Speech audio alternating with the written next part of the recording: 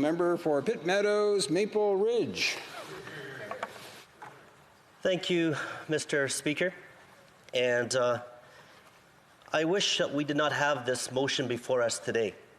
This is not something that Canadians, that is great for Canada, that is great for our armed forces, but at the same time, it is necessary. And I'm, a bit frustrated, a little angry to be speaking today on this right here. The Canadian military forms actually an integral part of who I am. I'm as an individual and as a Canadian, as is for so many other Canadians.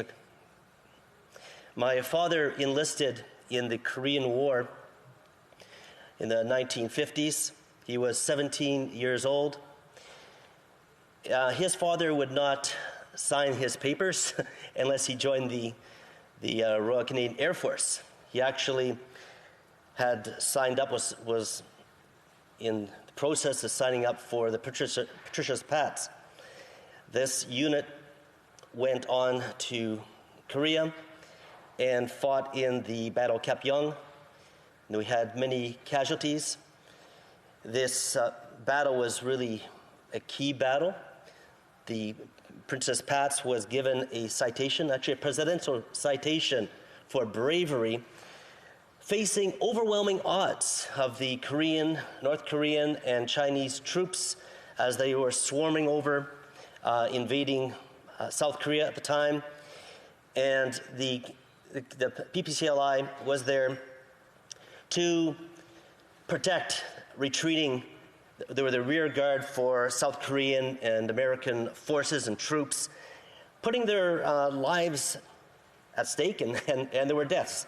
Matter of fact, it got so bad that they called on artillery to be fired upon themselves, on their own positions, because they were being overrun. This measure of bravery Canadians are known for over a century. Think of the First World War, Vimy Ridge. Canadian soldiers got the job done. There were thousands of casualties. They advanced in face of fire, laid their lives down. Over 100,000 troops, Canadians, men and women have died, laid down their lives for our country, for our freedoms. And we honor them. We honor them. We honor their memory for what they have done. Not just those who laid down their lives, but for all those who have served in the military and who are serving the military. We're proud of them. We want to say this right now. I know that I can imagine being, at the mess hall table or in the barracks, or having these conversations. It's frustrating. I'm sure it's frustrating to hear that, about the generals. How many generals have had to resign? 8. Yeah, this is at the top. And the onus needs to be taken. Leadership needs to be taken. And we've seen a lack of leadership, a lack of accountability, and it's shameful. It's not right. It's not appropriate for our troops. We live in a critical time. I'll talk more about that in a few moments. My dad went on to serve for 36 years. Lived on bases across. I was born in Germany, in Vorwing, Baden-Solingen. It was West Germany at that time. The Berlin Wall was built when I was there, kind of aging myself. I know I look very young, Mr. Speaker, but you know what? I was born that time, 1960s. It was. I know my dad later told me. He said, I wondered, when I was born, what type of world am I bringing my child into? Not knowing, with nuclear bombs all over,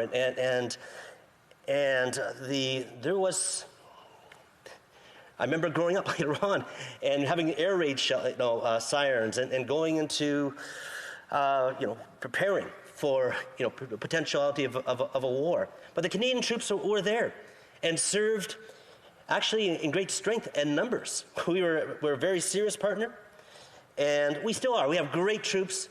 They've been reduced over the years, but we have fantastic troops. That's one thing that Canadian soldiers are noted for, is their quality.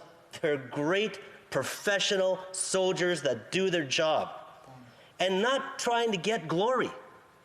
Not trying to get glory, Mr. Speaker. I talked to my father just before, well, talked to him many times, but before he died, just asked him about, was there some stories that he hadn't told me, about, and a lot of things he hadn't told me, but he said, one time, he started off actually when he was in the Air Force, working on the ground crew, putting on munitions and on aircrafts and bombers and fighters. And he said that he was serving actually, I don't know, it was Cold Lake or in Alberta, somewhere at the time. And he said a bomber, a Lancaster, a Canadian bomber, landed and crashed into the hangar at the airbase and was fully loaded with bombs. He took no thought to his life, my father. And he ran in, I believe he had an extinguisher. He saved the airmen, I believe, put the fire out, dragged out the pilot, and didn't make a big fuss about it. Actually, the pilot gave him $20. In those days, that was quite a bit. So it was didn't get a medal right there because it was just like he wasn't trying to get the glory. And that's about what our soldiers are like. They're not out necessarily trying to get the glory. They're there to do the job. And I just want to pay my respects for what they do, just day in, day out, men and women in uniform on land and sea and water, serving our country. They deserve our applause. We applaud them.